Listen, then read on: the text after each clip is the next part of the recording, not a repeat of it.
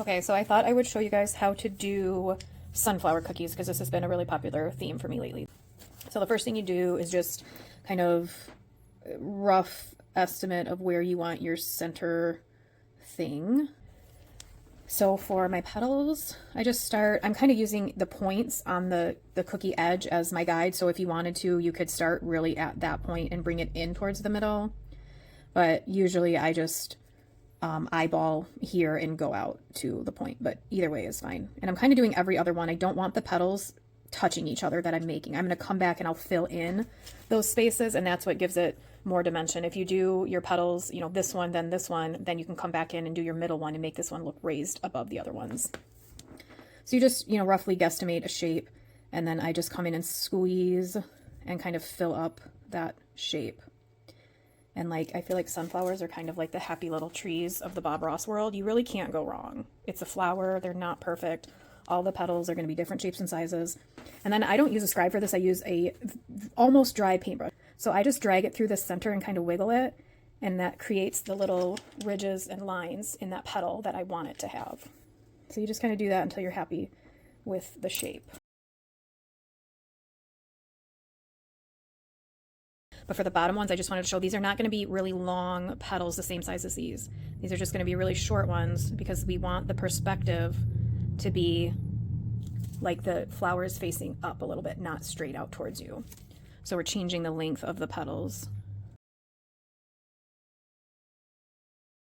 And you want to let your base layer petals dry for about 5 to 10 minutes before you go back over them. If you go back over them now with your upper petals, this icing is too soft, so the upper petals will just sink into that icing and you won't get the nice definition that you have in these petals.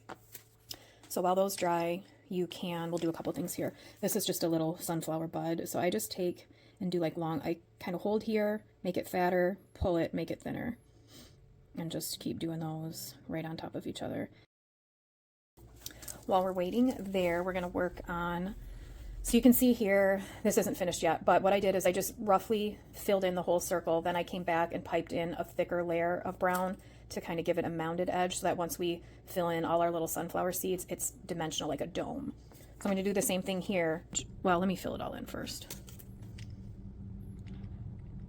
And we'll let that dry for 5 minutes also. Okay, so everything's dried for a few minutes. So I'll just come in and do like a second layer. Again, just any which way you want to go. And now we can start coming back in and filling in some of our petal spaces here.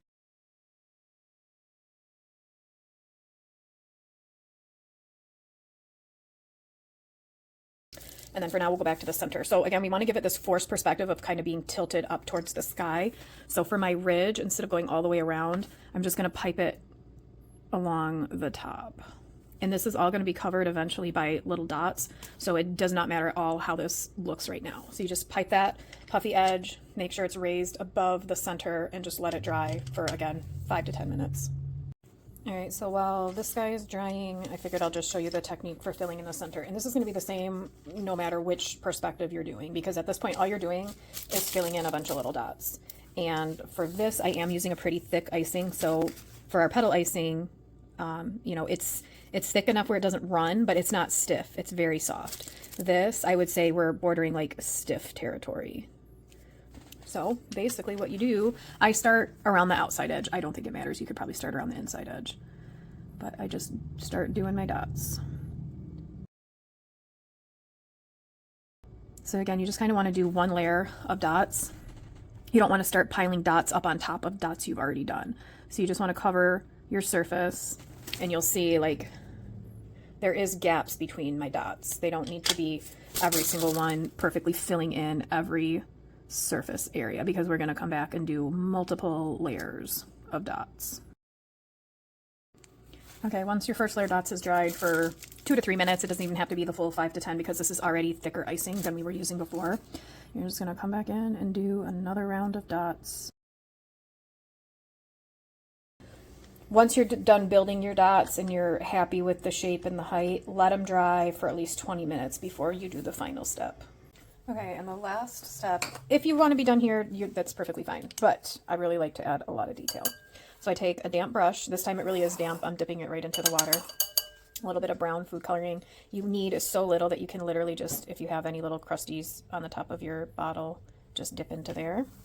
And you want to just literally just swirl around. You want to kind of make that inner center circle darker than the upper circle.